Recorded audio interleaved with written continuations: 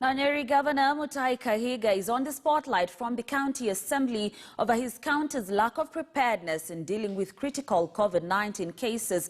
This is after the assembly's ad hoc committee on COVID-19 reported that the county is in a bad situation as far as the disease is concerned. Also raised by the committee is the whereabouts of hundreds of PPEs bought by the county and some donated by well-wishers, since healthcare workers report not to have received the same. This even as the county's Deputy Governor, Dr. Caroline Karogo, maintains that it's only the governor who can give a report on the PPEs as he was the one receiving them. Mr. Speaker, we want to tell the members in this House whom we are reporting to, on whose powers we went out there to gather this information, that we are not prepared even 20% to fight COVID-19 as a county. Why are we going back to buy more PPEs? But what I know on the ground is from my colleagues in the hospitals that some of them are not given those PPEs. In fact, most of them, I don't know where they are. I don't know what came in, what came out, what was brought, what was in the stock, and why they have not been given those PPEs. Where we think that we are taking our people for help, it's like a dumping site for human beings who need support. It's so unfortunate. We are receiving so much support on PPEs from different corporate bodies. We are also receiving a lot of support from government, the national government, on PPEs.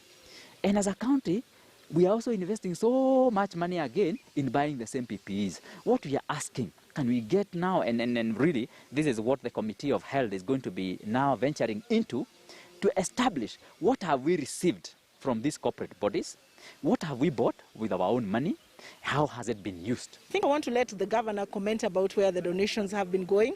I want to imagine there has been a proper transparency, and there's also accountability on those donations, because I would hate to imagine that at a time like this, there would be anybody seeing an opportunity to make money from PPE.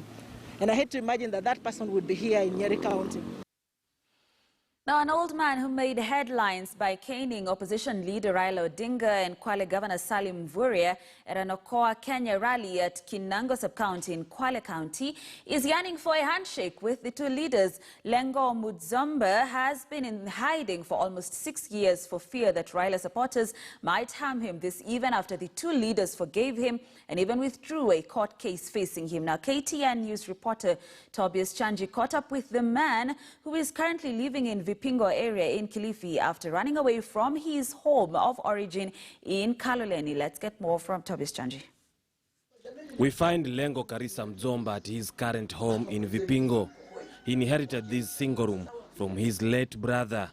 After exchanging pleasantries, we remind him of the happenings of 29th September 2014. He laughs off as he explains to us what led him to ken the two leaders on that day.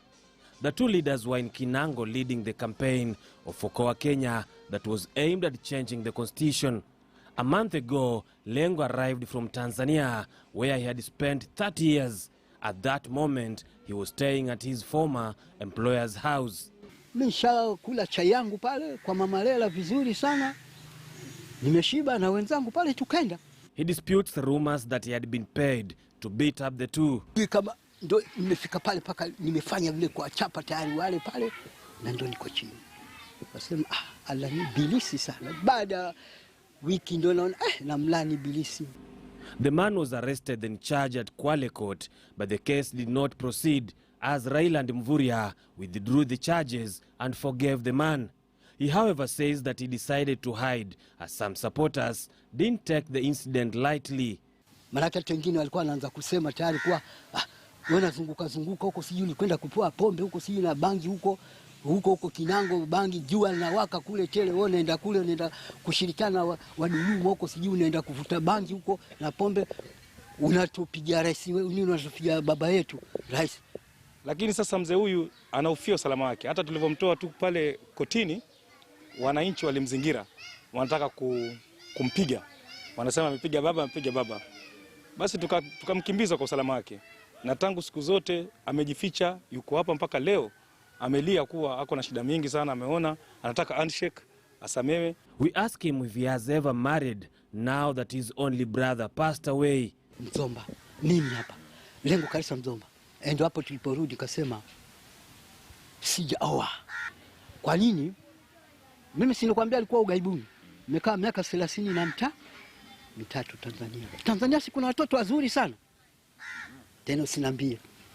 Wewe kama ulifika Bongo na pila kuachia pale kuna watoto wazuri wa kwa ningelikuwa kule mimi.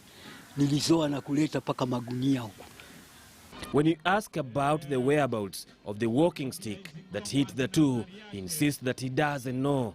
Lengo is remorseful of what happened that day.